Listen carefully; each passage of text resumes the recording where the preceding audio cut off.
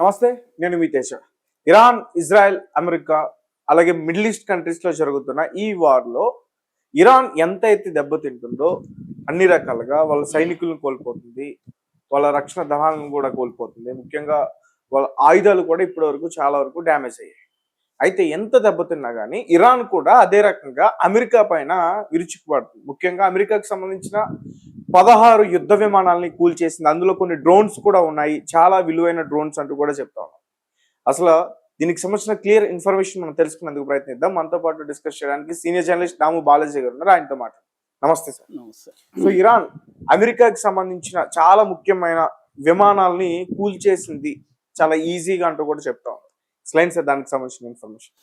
ఇప్పుడు 24వ రోజు ఈరోజు యుద్ధం మొదలయ్యి ఫిబ్రవరి 28 మొదలైంది. సో ఈ క్రమంలో మామూలుగా అయితే అందరూ కూడా ఏమనుకున్నారంటే, అమెరికా కానీ ఇజ్రాయెల్ ప్లాన్ ఏంటంటే, మనం పక్కా ప్లాన్ చేసి ఇరాన్లో ఉండే సుప్రీం లీడర్ని, ఆయనతో పాటు ఉండే ఐఆర్జిసి నాయకుల్ని, డిఫెన్స్ మినిస్టర్ వీళ్ళందరినీ ఒక 50 మందిని లేపేస్తే అక్కడ కుప్పగూలిపోతుంది ప్రభుత్వం. ఆల్రెడీ డిసెంబర్లో ప్రభుత్వానికి వ్యతిరేకంగా వేలాది ప్రదర్శనలు జరిగాయి. దాదాపు 10-20 వేల మందిని చంపేశారు. కాబట్టి ప్రజల్లో తీవ్ర వ్యతిరేకత ఉంది ప్రభుత్వానికి వ్యతిరేకంగా. మనం కానీ చంపితే ప్రభుత్వం ఇంప్లోడ్ అయిపోతుంది, లోపల నుంచి విస్ఫోటనం జరిగిపోయి మొత్తం తిరుగుబాటు జరిగిపోతుంది. మనం వెళ్ళి వశం చేసుకొని మన ఇక్కడ షా కొడుకున్నాడు పహ్లవ్, అతన్ని తీసుకెళ్ళి మనం పెట్టేయచ్చు అనేది వాళ్ళు ప్లాన్ చేసుకున్నారు. దాని ప్రకారమే బ్రహ్మాండంగా అమలు చేశారు కూడా. కానీ ఏమైంది, వాళ్ళు స్కూల్ మీద బాంబు వేయడంతో అది మిస్ఫైర్ అయిపోయింది. జనాల్లో సింపతి కూడా క్రియేట్ అయిపోయింది. రెండోది, ఒక దేశాధ్యక్షుడిని పోయి వాళ్ళ ఊర్లో వాళ్ళ ఇంట్లో పోయి ఇలా చంపడం ఎంత దారుణంరా. ఒక సావరణ దేశం, అది సార్వభౌమత్వ దేశం. ఒకసారి మనం ఊహించుకుంటే, మన మోడీ మీదకి అలాగే చేస్తే మనకు ఎలా ఉంటుంది? మన దేశంలో వచ్చి మన ప్రధానమంత్రిని అటాక్ చేస్తే ఎలా ఉంటుంది? దేశం అంతా ఉడికిపోతుంది కదా. అలాగే ఏమైందంటే రివర్స్ అయిపోయింది. రివర్స్ అయి దేశం అంతా ఉడికిపోయింది. దేశం అంతా అమెరికాకు వ్యతిరేకంగా, అమెరికా డెత్ టు ఇజ్రాయెల్ అని వేలాది మంది, లక్షలాది మంది రోడ్ల మీదకి వచ్చారు. డిఫెన్స్ మినిస్టర్ చనిపోయినా, ఆయన చనిపోయినా, వాళ్ళ ఫ్యామిలీ మెంబర్స్ 6 మంది చనిపోయారు. దాంతో ఆగిపోతుంది అనుకున్నది ఇంకా పెరిగింది. ఇమ్మీడియట్గా రియాక్ట్ అయింది. ఎందుకంటే వాళ్ళకి మొజాయిక్ డిఫెన్స్ సిస్టమ్ అనే ఒక కాన్సెప్ట్ ఇరాన్లో ఉంటుంది. మొజాయిక్ డిఫెన్స్ సిస్టమ్ అంటే మామూలుగా పిరమిడ్ ఆకారంలో మనకి ఏదైనా కూడా బ్యూరోక్రసీ అనేది పిరమిడ్ ఆకారంలో ఉంటుంది. టాప్లో ఉంటారు, వాళ్ళ కింద ఉంటారు. టాప్ లీడర్స్ చెప్పినట్టే కింద వాళ్ళు పనిచేయాలి. కానీ వీళ్ళు ఏం చేశారంటే, ఇలా ఉంటే మనకి టాప్ లీడర్స్ని అమెరికా చంపేస్తుంది. ఎందుకంటే వీళ్ళు అన్నీ గమనిస్తూ వస్తున్నారు. అమెరికాని బాగా స్టడీ చేశారు.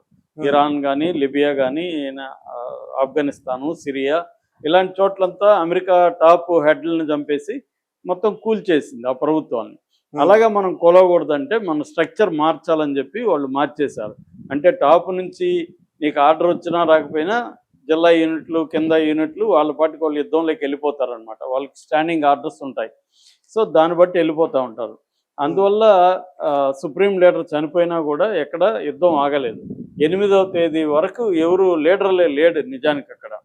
ఓన్లీ ఒక ముగ్గురితో కూడిన ఒక ఎమర్జెన్సీ కమిటీ ఒకటి ఏర్పడింది అంతే. లీడర్షిప్ కౌన్సిల్ అంటారు. లీడర్షిప్ కౌన్సిల్ ఆ దేశ అధ్యక్షుడు, ఆ దేశ చీఫ్ జస్టిస్, ఇంకొక వ్యక్తి, ముగ్గురితో కలిసి ఒకటి ఏర్పడింది. సో అది నడుపుతూ ఉంది. దాని తర్వాత అసెంబ్లీ ఆఫ్ ఎక్స్పర్ట్స్ అనే ఒక సంస్థ ఉంది. వాళ్ళు 88 మంది ఉంటారు. వాళ్ళు కలిసి కొత్త సుప్రీం లీడర్ని, వాళ్ళ కొడుకునే ముస్తఫా ఖమేనీని ఎన్నుకున్నారు. అతను ఇప్పటి వరకు ఎక్కడా ఎవడికి కనిపించలేదు. కనీసం వీడియో లేదు, ఆడియో లేదు. అంటే అతను బతుకున్నాడా లేకపోతే సివియర్గా గాయపడి ఉన్నాడా అనేది తెలీదు. కొత్తగా సిఐఏ, ఇజ్రాయెల్ మొసాద్ ఏజెంట్లు చెప్తున్నది ఏమంటే ఖచ్చితంగా బతుకున్నాడు. ఎందుకంటే ఇరాన్ నాయకులు చాలామంది ఆయన అపాయింట్మెంట్ కోసం ఈ మధ్య ట్రై చేస్తున్నట్టుగా మాకు న్యూస్ వచ్చింది. కాబట్టి బతుకున్నాడు. కానీ ఆయన గాయపడి ఉన్నాడు, ఒక కాలు కూడా తీసేశారని చెప్తున్నారు. ఇలాంటిదైతే లేటెస్ట్గా వచ్చింది వార్త. ఈ నేపథ్యంలో ఇరాన్ ఏం చేస్తుందంటే అమెరికాకి చెమట్లు పట్టేస్తుంది. అమెరికా ఊహించలేదు ఇన్ని రోజులు ఇరాన్ తిరగబడుతుందని. 2, హార్ముజ్ జలసంధిని ఇలాగా ఇబ్బంది పెట్టి మొత్తం ప్రపంచంలో ఉండే ఆయిల్ వ్యవస్థనంతా కూడా ఒక స్తంభింపజేసేస్తుందని కూడా అమెరికా ఊహించలేదు. సో ఇరాన్ ఏం చేసింది, ఎనర్జీ వార్గా మార్చేసింది. నెక్స్ట్ వచ్చి డేటా వర్గం మారిపోబోతుంది. ఎందుకంటే హార్ముజ్ జలసంధిలో 20 ఇంటర్నెట్ కేబుల్ వస్తున్నాయి. రెడ్ సీలో సబ్సీ కేబుల్స్ అంటారు వీటిని. రెడ్ సీలో కూడా ఒక 20 దాకా వస్తున్నాయి. ఈ 40 కేబుల్ని కానీ కొట్టిందనుకో ఇరాన్, ఏషియాకి, ఆఫ్రికాకి, ఆస్ట్రేలియాకి, ఈ దేశాలకంతా, యూరప్కి, ఈ దేశాలకంతా వచ్చే ఇంటర్నెట్ కట్ అయిపోతుంది. ఇంటర్నెట్ కట్ అయితే మనకు తెలుసు, బ్యాంకులు పనిచేయవు, హాస్పిటళ్ళు పనిచేయవు, మొత్తం ఫైనాన్స్ సిస్టమ్, మన యూపీఐ పేమెంట్లు పనిచేయవు, సెల్ ఫోన్లు పనిచేయవు, మొత్తం సిస్టమ్. మనకు బ్యాంకులో డబ్బులు ఉంటుంది కానీ తీసుకోలేదు, బ్యాంక్ ట్రాన్సాక్షన్స్ జరగవు. ఇటువంటి క్రైసిస్ రాబోయే కాలంలో వచ్చే అవకాశం ఉంది. ఇప్పుడేమో ఆయిల్ క్రైసిస్, గ్యాస్ క్రైసిస్ వచ్చేసింది మన దేశంలో కూడా. సో ఈ నేపథ్యంలో ఏం చేసిందంటే ఇరాను, అంటే 2 రకాల మెథడ్స్ ఉంటాయి యుద్ధంలో, డిఫెన్సివ్, అఫెన్సివ్ అని.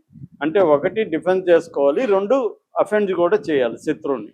ఆ రకంగా ఏంటంటే ఇప్పటి వరకు అమెరికాని ఎవడు దెబ్బ కొట్టినంతగా ఇరాన్ కొట్టింది. ఫస్ట్ టైం వాళ్ళ F-35, అది అన్కిల్లబుల్ మిషన్ అంటారు దాన్ని. అవును, అన్కిల్లబుల్ అనే దాన్ని కిల్లబుల్ అని నిరూపించింది. ఆల్మోస్ట్ అదే ఆల్మోస్ట్, అంటే అది కింద పడిపోయింది, అది ఇంక పక్కకి వెళ్ళిపోయింది కదా, కొట్టగలిగింది.